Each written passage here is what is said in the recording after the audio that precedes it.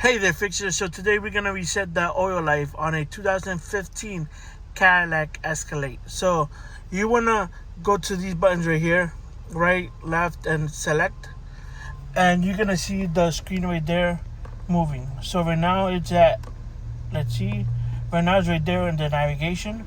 So now it's right here where it says navigation, and you can see right there that you go up, down on the select right here.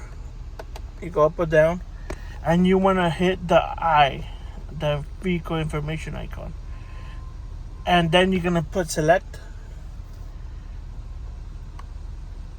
and then you're gonna go up or down until you find oil life. Let's see, oil life right there. You press select to reset and hold.